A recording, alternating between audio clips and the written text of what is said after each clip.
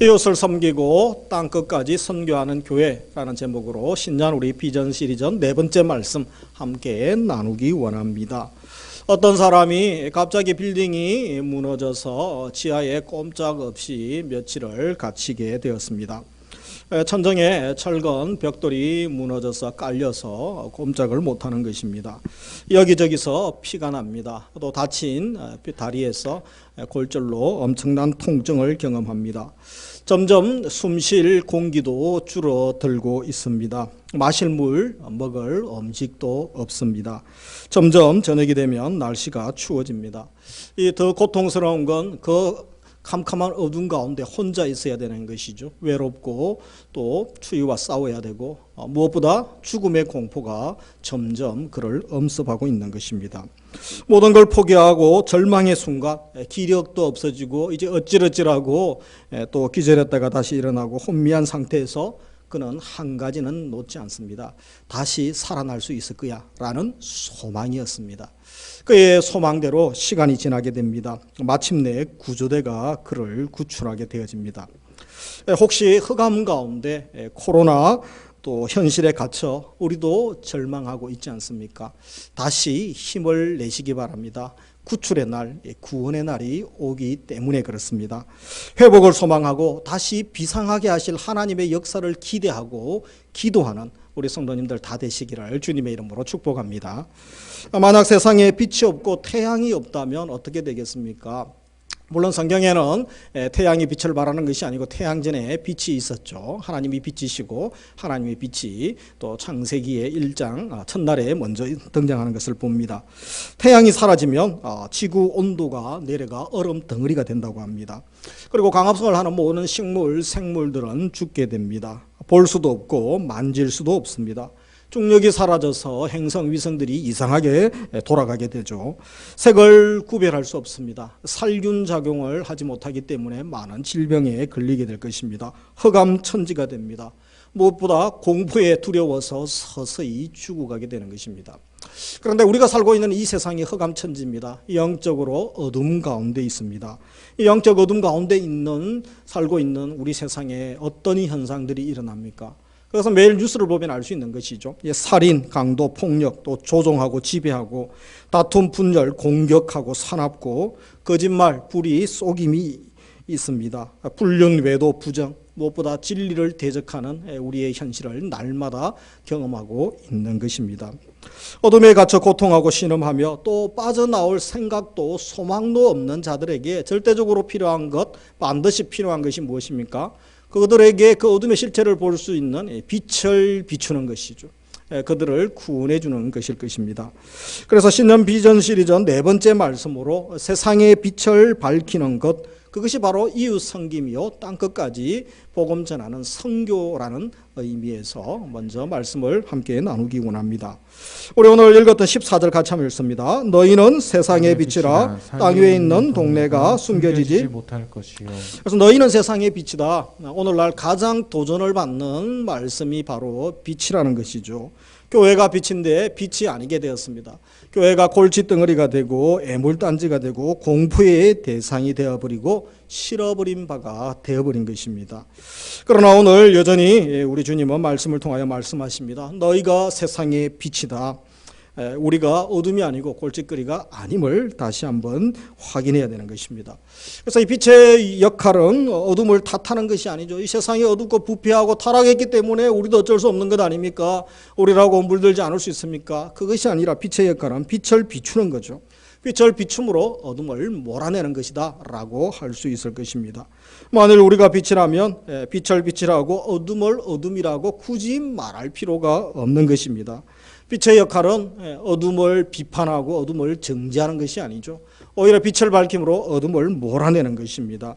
그래서 주변에 있는 어둠들이 빛이 있다면 자연스럽게 사라지지 않습니까? 어둠이 짙다고 세상이 부패했다고 한탄할 이유가 없는 것입니다. 최소한 우리가 빛이라면 그 주위의 어둠들은 사라지고 밝아지게 될 것입니다. 우리가 세상의 소금이라면 우리 주위에 우리 일터 우리가 속한 그 주위에는 최소한 부패하지 않고 그래도 거룩해지려고 하지 않겠습니까? 내가 비치고 그 빛된 삶을 살고 있으면 저절로 어둠은 떠나간다는 사실을 다시 한번 이 위기의 시대에 우리는 기억해야 될 것입니다. 그렇다면 구체적으로 이 빛된 삶이 무엇이라고 우리 예수님께서 말씀하고 있습니까? 우리 16절에 예수님의 말씀을 같이 읽겠습니다. 이와 같이 너희 빛이 사람 앞에 비치게 하여 그들로 너희 착한 행실을 보고 하늘에 계신 너희 아버지께 영광을 돌리게 하라. 그래서 신자의 빛은 누구를 향하여 비춥니까? 하나님을 향하여 비추는 것이 아니죠. 세상을 향하여 너희가 빛을, 사람 앞에 빛을 비추어야 한다. 그들 앞에 빛을 비추는 것이죠. 그래서 빛을 비추는 것이 무엇인가? 우리 예수님은 바로 16절에 그들로 너희 착한 행실을 보고, 이 성도의 착한 행실을 우리 가족이 보고 이웃이 보고 집안이 보고 일터의 동료들이 보라는 것입니다. 그 착한 행실이 무엇입니까? 우리의 삶, 신자의 삶으로 보여지는 모든 행동을 말하는 것이다 라고 할 수 있는 것입니다. 먼저 우리 얼굴에서 그리스도인들은 빛을 발하는 거죠. 친절, 따스함, 그것이 있어야 됩니다. 사나움, 강폭함, 무서움, 그런 것이 있는 것이 아니죠. 얼굴에서 빛을 발하게 되는 것이죠. 그의 말, 생각, 행동, 품위, 이 모든 것에서 빛된 삶, 빛의 행동이 드러나게 되는 것입니다. 아무리 믿음이 좋고 사랑이 넘친다 하더라도 그 사람이 행동하지 않는다면, 나타내지 않는다면 사람들은 알 수 없게 되는 것입니다. 우리의 믿음 입성을 세상에 알릴 수 있는 것, 그것은 바로 행동하는 것이죠. 그래서 예수님은 착한 행실에 대한 말씀을 하고 있습니다. 그 착한 행실이 바로 부패를 방지하고 어둠을 물리치고, 그리고 우리 믿음이 바로 행동으로, 행함으로 드러나게 되어지고 사람들이 보게 됩니다. 사람들이 볼 때 어떤 반응이 일어납니까? 하나님을 욕하고 하나님이 없다라고 삿대질하는 이 세상 가운데서 하나님께 영광을 돌리게 될 것이다 라고 말씀합니다. 그래서 이제 성도가 착한 행실로 우리 이웃을 섬기게 되는데, 우리 네 번째 교회 비전처럼 먼저 이웃을 섬기는 부분에 대한 말씀을 함께 나누고자 합니다. 우리 교회가 이웃을 섬기는 교회가 되기 위하여 먼저 우리가 좋은 이웃이 되어야 되죠. 나쁜 이웃이 이웃을 섬길 수 있습니까? 받아들이겠습니까? 그렇지 못하죠. 우리 그리스도인들이 세상 사람들에게 좋은 이웃이 된다라는 의미가 무엇입니까? 분명 우리가 그들에게 좋은 모범을 보여야 되는 것이죠. 그런데 모범을 보이고 그들에게 칭찬받는 것, 그것이 참 중요하죠. 그러나 그것이 그들의 방법, 최대한 섭성을 가지고 있는 죄인들의 비를 또 맞추는 그런 수준의 칭찬받고 그들이 좋아하는 것 하는, 죄인들이 좋아하는 건 무엇입니까? 결국 죄 짓는 것이고 나쁜 것 아닙니까? 그런 것 하면서 너희들이 칭찬받으라 라고 말씀하시는 것은 아님을 우리가 알아야 됩니다. 우리가 세상 사람들에게 칭찬을 들어야 하지만 그것이 세상에 속한 그들과 야합하고 그들의 질서, 그들의 가치를 추구하면서 그런 칭찬 들으라 라고 말한 것은 아니라는 것입니다. 그런다고 또 교회가 또 성도들이 세상에 비난을 또 잘못하여 우리가 비난의 대상이 되지도 말아야 되는 것입니다. 그러나 이 작금의 현실은 어떻습니까? 어제도 뉴스를 보니 이제는 교회가 지긋지긋합니다. 하도 뭐 코로나 때 교회가 앞장서서 다 터뜨리고 번지고 하니까 그런 거죠. 그래서 왜 이렇게 되었습니까? 어제 개신교 여론조사 결과가 나왔죠. 그래서 이 지상파에서도 방송을 하는데 한국 교회 더 이상 신뢰하지 않습니다. 조사를 했더니 76%가 신뢰하지 않습니다. 무슨 말입니까? 10명 중에 8명은 더 이상 한국 교회나 목회자 성도들 믿지 않습니다. 이 도둑놈이라는 거죠. 사기꾼 도둑놈, 믿지 못할. 그래서 우리가 살아도 너무 잘못 살았던 거죠. 예수님이 생명 주시면서 교회를 핏값으로 사시고 빛과 소금이라고 말씀하시고 우리가 평생 말씀대로 진리대로 살아왔는데 왜 사람들은 그것을 인정하지 않고 왜 이렇게 되었냐라는 것입니다. 플로신학교 재연사이신 김세영 교수님이 이 말씀을 하셨죠. 한국교회가 왜곡된 복음으로 기독교 본질 가치를 잃어버렸기 때문입니다. 그래서 신학도 미숙하고 신학도 실종이고 복음도 실종이고 왜곡된 복음, 진짜 아닌 가짜가 진짜처럼 행사하는 시대에, 그래서 이 시대에 우리가 코로나가 터지기 전에는 한국교회 신학이 이렇게 엉망인 줄 알고는 있었지만 그렇게까지 엉망인 줄은 몰랐죠. 그래서 실제적으로 1년 지나 보니까 너무 엉망이고 너무 가짜가 많고, 왜 이렇게 코로나가 긴가? 결국은 하나님 믿음을 가리는 시대고 내가 올 때 믿음을 보겠느냐? 그래서 믿는 것 같지만 진짜 믿는 사람들이 얼마 없었다라는 것이죠. 다시 한번 가슴을 치며 회개해야 되지 않습니까? 그래서 이 복음의 핵심인 생명, 사랑, 평화, 희생, 섬김의 배려의 모습이 보이질 않는다는 것입니다. 예수님을 믿는다고 했는데 예수님 믿는 것이 아니고 자기를 믿고 복음을 믿은 것이 아니고 자기 신념, 자기 또 철학을 믿었던 것이죠. 코로나 1, 2, 3 사태 방역에 비협조하는 모습, 보수신앙의 정치 세력화, 백신 음모론 다 어디에서 나왔습니까? 교회 지도자들에게서 가짜 뉴스가 나왔습니다. 계속 교회와 선교단체가 몰상식하고 비이성적이고 부정적인 모습을 비추어주고 있습니다. 물론 워낙 7만 5천 교회가 워낙 많다 보니까 1, 200 교회가 잘못하고 있긴 하죠. 그러나 전체가 잘못한 거 다 99.99%가 잘해도 1%가 워낙 크기 때문에 이제 그렇게 비춰지는 것은 맞습니다.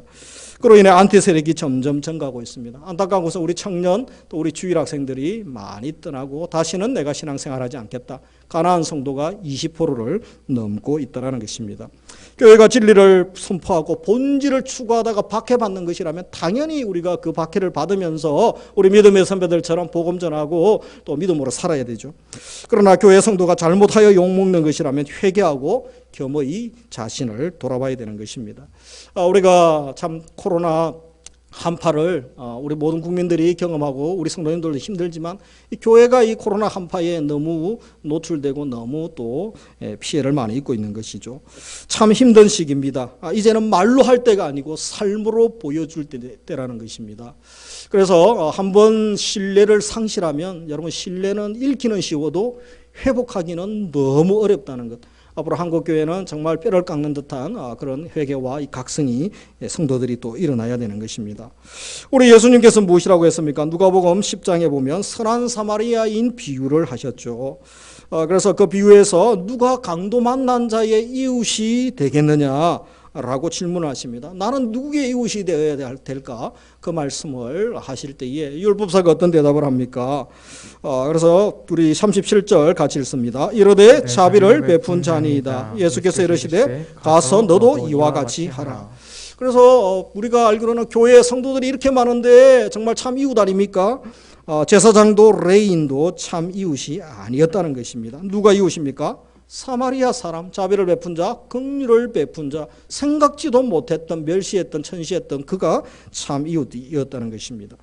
이 말씀을 통하여 이웃을 섬기기 위하여 우리가 좋은 이웃이 되기 위하여 성도의 사명이 무엇이고 좋은 이웃이 되기 위하여 결국은 생명의 말씀 복음 전하기 위하여 이 사회, 이 지역에 또 우리나라 가운데서 한국 교회가 또 우리 교회가 어떠해야 될지 다시 한번 생각하게 하는 말씀입니다. 오늘 우리 시대, 코로나 시대, 비대면 시대에 강도 만난 이웃이 누구입니까? 이유 없이 고통당하고 부당한 대우당하고 또 생존의 위협을 받고 학대받는 자들이 많이 있습니다. 특별히 코로나 강도를 만나서 이 불안한 자, 공포 가운데 내일이 답답한 가운데 막막한 가운데 어두운 현실에 갇혀 신음하는 자들이 얼마나 많습니까? 우리 주변에는 사악한 권력자 또 사악한 사업주에 의하여 고통받는 노동자들도 있습니다. 악한 권력자 아래 사람을 부당하게 대하는 일로 고통받는 백성들도 있습니다. 심지어 사악한 부모 때문에 요즘 자녀학대가 얼마나 심각합니까? 이전에도 있었지만 드러나지 않았는데 요즘은 다 드러나기 때문에 이렇게 많은 줄 몰랐죠. 또 비인격적인 선생님 때문에 힘들어하는 우리 학생들도 있습니다. 부당한 공권력, 부당한 재판, 부당한 압법으로 인하여 고통당하는 경우들도 있습니다. 눈에 뻔히 보이는 인권 유린, 또 생명 경시하는 일들, 거짓과 행포로 연약한 백성을 힘들게 하는 악한 자들이 이 시대에 얼마나 많습니까?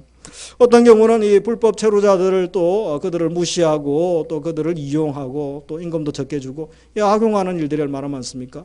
우리나라도 힘들 때 외국에 가서 노동하면서 또 전투를 치르면서 그렇게 외화를 벌여들어 겨우겨우 어려운 때를 이겼는데 또 우리 동남아에서 오신 분들 무시하고 외국인들 무시하고 또 합법적으로 오지 않았다고 이용하는 그런 악덕 기업주들 또 그런 사람들이 얼마나 많은지 모릅니다. 혹시 우리 가운데 고용주로서 누군가에게 임금을 주는 분들이 있으십니까? 적절히 대우해 줘야 되는 것입니다. 누군가에게 일을 시키고 공무원으로서 공무를 하고 관리자로서 또 지시하는 자리에 있습니까? 함부로 대하지 말고 존중해 주시고 억울한 일 생기지 아니하도록 그를 사랑으로 또 우리가 지혜롭게 배려해 줘야 되는 것입니다. 그리고 강도 만난 자같이 어려움 겪고 힘들어하는 자가 주위에 얼마나 있습니까? 우리가 그런 분들의 좋은 이웃, 좋은 친구가 교회가 되어줘야 되는 겁니다. 소외되고 약하고 힘들고 또 대변할 자 없는 자, 그들은 결국 교회가 섬겨야 되는 것 아니겠습니까? 사람 차별하지 말고 믿는 자나 믿지 않는 자나 가진 자나 그렇지 않은 자나 차별하지 말고 모두에게 좋은 이웃, 좋은 사람이 되어줘야 되는 것입니다. 그래서 이 좋은 이웃 되는 것은 우리가 일을 많이 함으로 좋은 이웃 되는 것이 아니고 그 출발은 무엇입니까? 바로 내가 좋은 사람 되는 것에서 출발합니다. 나쁜 사람, 악한 사람, 조폭들이 아무리 좋은 일해도 칭찬합니까? 상급 줍니까? 그렇지 않습니다. 좋은 사람, 하나님이 원하시는 하나님의 사람이 되어야 되는 것이죠. 누구를 만나더라도 어떤 사람에게라도 예수 향기 품고 좋은 이웃 되는 우리 성도, 우리 교회가 될 수 있기를 또 기도해 주시기 바랍니다. 그래서 오늘 말씀을 통하여 이제 우리 교회가, 우리 성도가 이 좋은 이웃 되기 위하여 우리가 하고 있는 일, 또 앞으로 해야 할 일들이 무엇입니까? 크게 네 가지로 우리가 하고 있고 생각해 볼 수 있는 것이죠. 먼저 구제와 긍휼 사역입니다. 그리고 장소와 공간을 나누는 사역, 또 저들을 위하여 축복하는 거죠. 기도하는 거죠. 그래서 제일 중요한 것은 생명의 복음을 직접 또 전하는 사역이 필요하지 않겠습니까? 우리가 지역의 독거노인들 또 생필품과 쌀을 나누고 있습니다. 대내외 장학금을 전달하는 사역도 하고 있습니다. 그리고 지역에 또 돌봄 아동들 급식비를 지원하고 방학 중에 또 도시락을 또 지원하도록 이 단체를 통하여 후원도 하고 있습니다. 우리 주민들에게는 또 주차장을 오픈합니다. 작년 코로나로 많이 어려웠지만 4차 후원을 통하여 또 주위에 우리 미래 자립교회들, 선교단체, 선교사님, 또 우리 어르신들 또 많이 섬길 수 있었습니다. 올해가 얼마나 눈이 많이 옵니까? 제가 2014년도에 부임했을 때도 참 눈이 많이 왔는데 올해도 한 딱 6, 7년 만에 또 눈이 그 정도 온 것 같아요. 자주 오죠, 막 그죠? 자주. 그래서 이 눈을 다 치워야 됩니다. 그래서 우리 교회가 또 3면이 도로기 때문에 도로 주위는 다 치우죠. 1시간 이상 걸립니다. 그래서 이 새벽 일찍 또 아침 일찍 치워줘야 출근도 하게 되고 주민들이 또 넘어지지 않고 다치지 않죠. 그래서 아침 일찍 치우다 보면 또 주민들과 만나 인사하게 되고 그래서 우리가 또 주민들 상가나 또 주택가도 먼저 또 우리가 청소해주면 얼마나 감사하는지 모릅니다. 치울 때 나오기 싫잖아요. 그래서 교회에서 새벽기도 마치고 또 일해주고 하면 그것이 바로 몸으로 우리가 전도하는 것입니다. 그리고 앞으로도 우리가 사랑의 봉사팀을 통해서 호스피스 사역, 또 양로원 고아원 섬긴들, 외국인 노동자들 섬기고 또 미니 도서관도 운영하고 또 지역사회에 필요한 것, 우리가 할 수 있는 또 역량을 총동원하여 섬길 수 있는 것 우리가 섬겨야 되는 것이죠. 계속해서 섬김의 지경이 넓어질 수 있도록 기도해 주시기 바랍니다.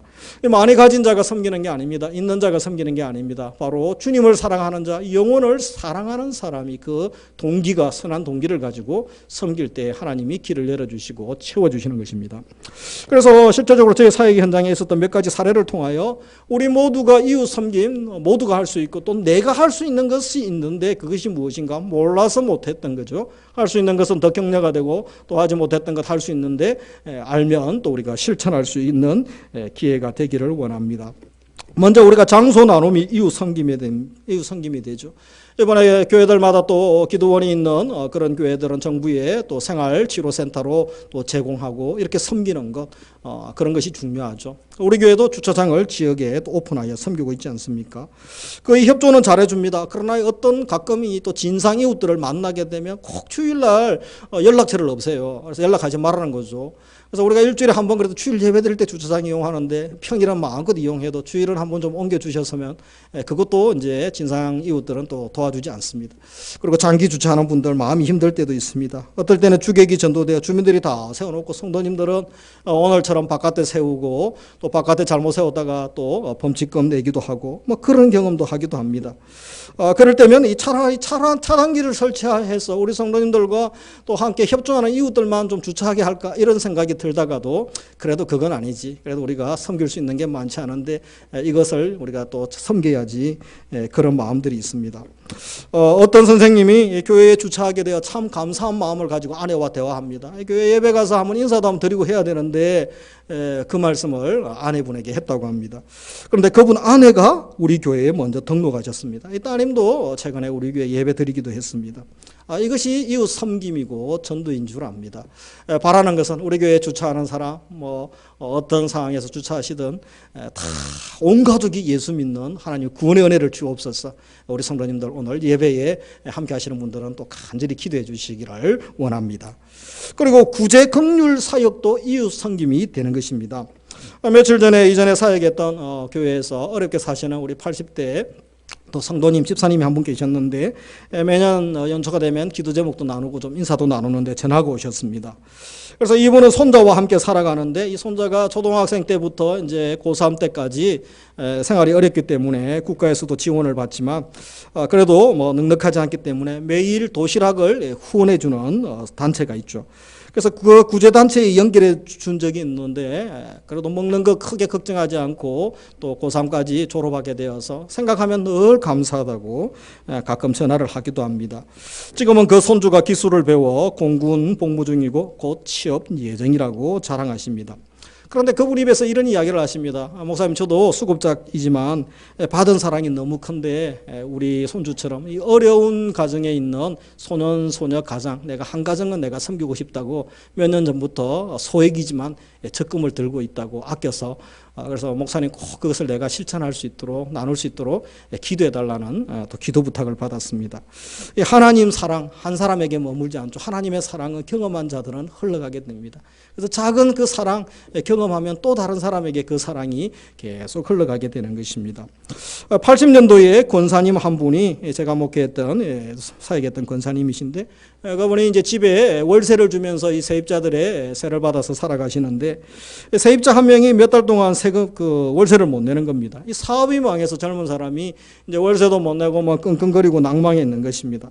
그래서 이 권사님이 너무 안타까워서 이 5만 원을 손에 쥐어주면서 다시 젊은이 시작해 보시라고 힘내고 격려를 했습니다. 80년도에 인터넷 찾아보시면 이 구급 공무원 월급이 7만 원이었습니다. 참고로. 그래서 이 그분이 힘을 얻어서 자리 잡고 너무 고마워서 이자까지 계산해 가지고 이제 백수십만 원을 가지고 20년 후에 교회에 찾아왔습니다. 근데 권사님을 만나려고 했는데 이미 20년이 지나 그 권사님은 이제 올해 연세가 드셔서 돌아가셨죠. 그래서 다른 거는 모르겠고 가족도 못 찾고 그냥 그분이 다녔던 교회가 기억나서 교회에 왔는데 교회에서 알아서 해 주십시오. 그래서 교회가 그분의 그 따뜻한 마음 또 감사의 마음은 받기로 하고 또 지역의 학교에 다시 장학금을 더 보태서 수백만 원을 또 후원하게 됐습니다. 그래서 어려운 가운데 있는 우리 또 자녀들에게 또 사용해 달라고 계속해서 그 따뜻한 마음이 또 권사님으로부터 시작한 것이 더 크게 커져서 또 이렇게 흘러가는 것을 보게 됩니다. 구제, 긍휼한 마음, 사랑의 작은 마음이 섬김의 시작이죠. 이웃 섬김이죠. 그리고 기도가 이웃 섬김입니다. 갑자기 누군가 생각난다면 그것을 무시하지 마시기 바랍니다. 물론 뭐 꿈꿀 때도 그런 경우가 있죠. 그죠? 갑자기 누가 꿈꾸어지고 물론 개꿈도 많겠지만 그러나 하나님의 사람들은 더 기도하라는 성령님의 사인일 수가 있다는 것입니다. 제가 부목사로 교구를 섬길 때에 새벽 기도를 하는데 이 장결자 집사님 한 분이 생각납니다. 오랫동안 교회를 안 나오셨는데 갑자기 또 생각이 많이 나서 간절히 기도하고 아침에 출근해서 전화도 잘 받지 않으신데 그래도 오전에 전화를 했더니 전화가 되어서 안부도 여쭙고 또 기도도 해드렸습니다. 그런데 그날 저녁에 이 집사님이 놀라서 기쁜 마음으로 전화를 하셨더라고요. 그 내용은 아들과 그날 낮에 택시 타고 용무를 보고 이제 집에 들어오게 되는데 내리려고 하는데 본인 카드로 결제하려고 하는데 결제가 안 돼가지고 이제 아들이 현금으로 그 이제 택시 요금을 주은 거죠. 그래서 몇 초가 좀 지연이 됐다고 합니다. 근데 내리려고 하는 그 찰나에 뒤에서 오토바이가 그들이 내리는 뒷문을 박았던 것입니다. 그래서 만약에 몇 초 빨리 내렸으면 사람이 다쳐서 큰 인사사고가 날 뻔했는데 그 몇 초 때문에 차만 깨지고 우리 집사님 가족들은 다치지 않았던 것입니다. 그래서 너무 감사하면서 왜 하나님이 이렇게 나를 보호해 주시나 그래서 누군가 나를 위하여 기도하는 사람이 생각나서 너무 감사하다고 전하는 것입니다. 이 기도가 이웃 섬김, 영혼 섬김이 되는 것입니다. 때론 보이지 않고 소식이 없어서 포기하고 또 계속 그런 힘든 마음이 들어도 우리가 포기하지 말고 계속 기도하고 축복해 줘야 되는 것입니다. 우리 가족들 중에 사랑방 전도회에 또 연락 안 되는 분들이 있습니까? 우리 주일학교 또 부서에 또 우리 자녀들, 친척들 중에 또 우리 이웃 중에 혹시 태신자 중에서 그런 분들이 있을 수 있는 것이죠. 계속 기도해 주는 게 중요합니다. 우리 지난 주일 또 첫 대면 예배를 드렸죠. 그래서 1년 만에 뵌 분들이 많습니다. 2021년 들어와서 첫 대면 예배를 드렸기 때문에 해를 넘겨서 오신 분들이 있지 않습니까? 그런데 정말 코로나 이후에 만 1년 만에 거의 1년 만에 오신 우리 성도님 한 분이 계십니다. 그분과 잠깐 대화를 나눴는데 그래도 1년 동안 교회를 못 나오니 이 코로나 핑계로 내가 언제까지 교회를 안 나가는 것은 아니다 싶어서 몸이 불편하신데 집에서 또 예배 드리셔도 되는데 올해부터는 그래도 내가 예배를 드려야지. 그래서 결심하고 또 예배 자리에 나오셨다고 합니다. 그분과 근황을 묻고 가족들 중에 아픈 분이 있어서 또 함께 기도하는 시간을 가졌습니다. 누가 인도하신 겁니까? 성령님이 인도하신 거죠. 하나님이 주님의 일을 하시는 줄 믿습니다. 올해도 코로나 때문에 못 나오고 1년이 아니라 2년까지 또 연락이 안 되고 못 나오는 분이 있을 수도 있을 것입니다. 그런데 끝나고 나면 또 나와야 되지 않겠습니까? 그래서 우리는 그 소망을 가져야 됩니다. 그 소망 가진 분들은 계속 기도하고 또 기도하는 것을 포기하지 마시고 기대하면서 또 우리가 기도의 섬김을 이루어 나갈 수 있기를 원합니다. 그리고 우리 군복무자들 섬기는 것도 우리가 형제사랑, 이웃사랑 실천 아닙니까? 불신가족 전도라고 할 수 있는 것입니다. 우리 교회에 저녁 때까지 군복무 중에 있는 아들들은 주부의 이름을 싣습니다. 그래서 새벽 예배, 비전 예배, 또 중보기도팀에서 주중에 20여 명이 매일 기도하죠. 사랑방에서도 기도합니다. 수요 예배, 또 금요 심야 기도회에서도 기도하고, 우리 청년부에서 또 위문품을 발송하죠. 그냥 물건만 선물만 주는 게 아니고 따뜻한 이 사랑의 마음을 담아 또 편지를 적어서 선물을 함께 전달하면 군복무할 때 얼마나 외롭습니까? 외롭고 힘든 시간, 그래도 큰 힘이 되는 것입니다. 그래서 일주일에 성도님들이 수백 번은 한 사람을 놓고 기도하는 것입니다. 저도 새벽과 저녁에 하루에 2번 이상은 기도하고 있습니다. 여러분, 이렇게 기도하는 사람이 많아지고 기도가 쌓이면 어떤 일이 일어날까요? 최근에 우리 성도님 간증이기 때문에 제가 나누도록 하겠습니다.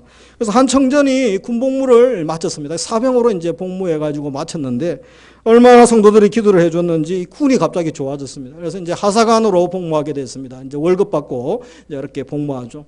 근데 단기로 끝내려고 했는데 또 군이 적성에 맞아가지고 이제 장기 하사관 복무를 신청을 했다고 합니다. 그래서 울릉도에 이제 파견 가면서 할머니랑 얼마 전에 인사하러 오셨습니다. 할머니와 우리 형제가 하는 말이 교회에서 얼마나 기도를 해주는지 군생활이 적성에 맞는 사람은 거의 없습니다. 거의 희귀한 사람인데 그런데 군이 좋고 적성에 맞아가지고 군에서 장기 복무하게 됐다고 그리고 참 보람을 느낀다고 그리고 계속 복무하다 보면 본인에게도 이제 군 공무원으로 근무할 수 있는 그런 인센티브가 주어진다고 합니다. 그래서 앞으로 군무원으로 또 준비할 수 있게 해달라고 기도도 부탁했습니다. 무엇입니까? 우리 성도의 기도가 그 형제를 또 어려운 가운데서 힘을 주고 소망을 주고 또 미래의 비전도 제시하게 되었던 것입니다. 그런데 여러분, 이웃 사랑 중에 최고의 이웃 사랑은 무엇이겠습니까? 그것은 바로 복음의 나눔, 말씀의 나눔인 줄 믿습니다. 예수 그리스도의 십자가 사랑인 줄 믿습니다. 제가 23년 전부터 이제 교육전도사 생활을 시작했습니다. 유초동부를 처음 맡아 섬기게 되었습니다.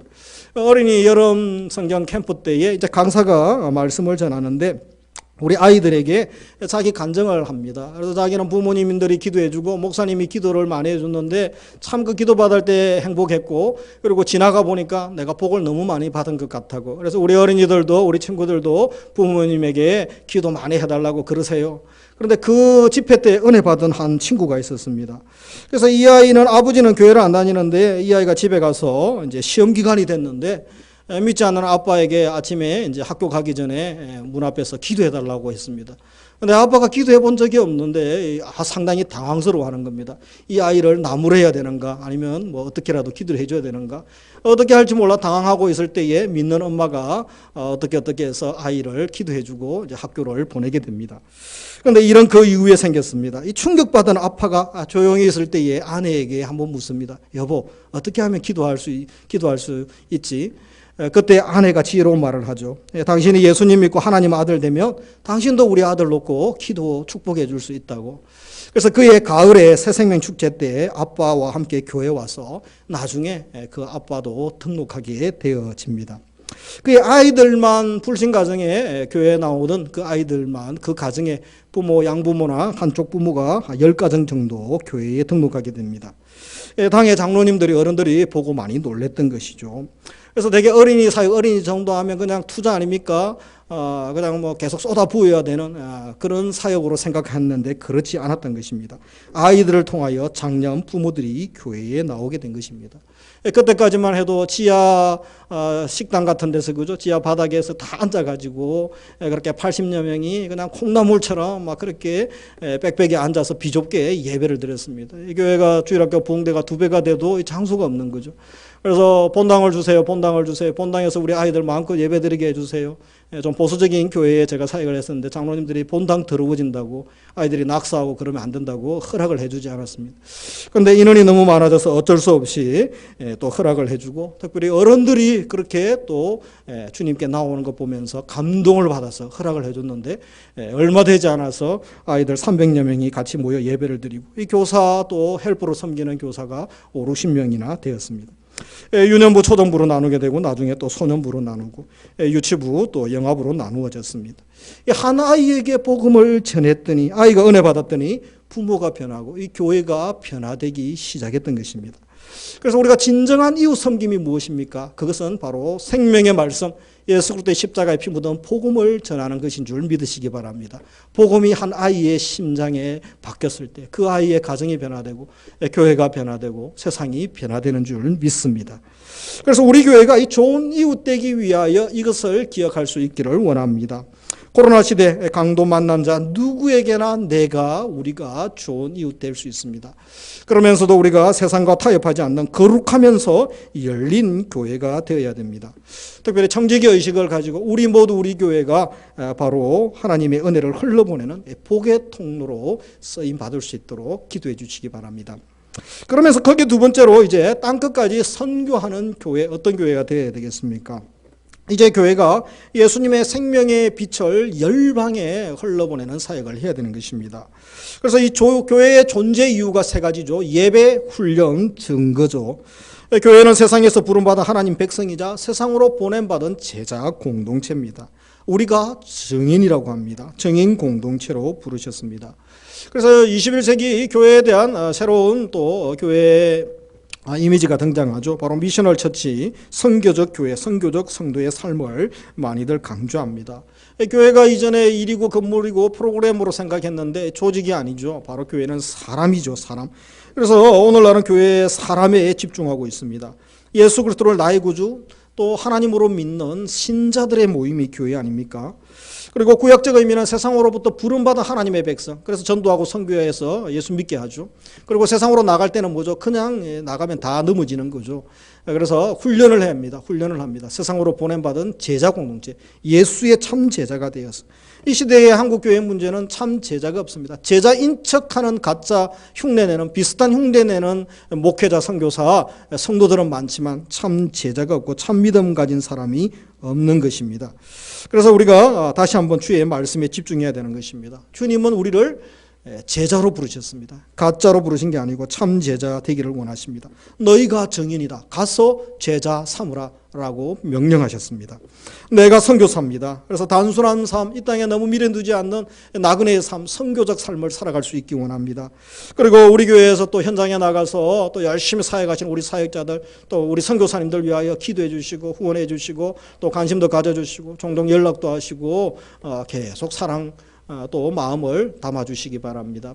교회들마다 많이 후원할 수 없는 상황이 되죠. 지금 뭐 또 상가교회들은 계속 교회가 또 좀 폐쇄되거나 문을 닫아야 되는 상황 아닙니까?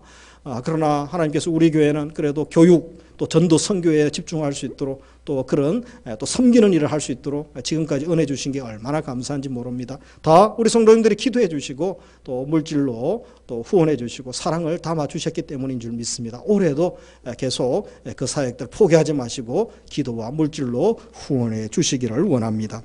기억해야 될 것은 내가 선교사라는 것입니다. 우리 각자의 삶에서 가든지 보내든지 우리 일터에서 내가 선교사임을 기억하면서 선교적 삶을 살아가는 것 주님께서 정말 기뻐하시는 줄 믿습니다. 말씀을 맺습니다. 네 가지를 기억하기 원합니다. 빛된 사명, 어둠만 탓하고 세상이 부패했다고 탓할 것이 아니라 바로 성도의 착한 행실로 어둠을 밝히는 것입니다. 우리가 세상에 비추고 교회가 세상에 비칩니다. 우리 한 주간 살아갈 때, 올해도 살아갈 때 어둠을 밝히는 삶을 살기를 원합니다. 그리고 성도의 착한 행실은 예수 그리스도의 십자가의 피 묻은 사랑으로 서로 사랑하는 것입니다. 이것만이 세상에 믿지 않는 자들 가운데 소망을 던져줄 수 있는 것입니다. 주님은 우리를 정인으로 부르셨습니다. 이제 우리 각자의 삶의 자리에서 내가 일터 선교사, 학원 선교사로, 집안 선교사로 살아갈 수 있기를 원합니다. 우리 교회가 선교적 공동체이고 또 선교적 삶을 사는 교회가 되기를 원합니다. 한 주간 어떻게 살아야 되겠습니까? 위대한 계명, 사랑의 계명과 그리고 위대한 명령이죠. 가서 복음 전하는, 제자 삼는 이 명령에 헌신하는 예수님의 제자 되어서 우리가 세상의 빛으로 소금으로 부름받았다는 것을 명심하고 이웃을 섬기고 땅끝까지 선교하는 선교적 삶을 사는 우리 교회 또 우리 성도님들 다 되시기를 주님의 이름으로 축복합니다. 이 시간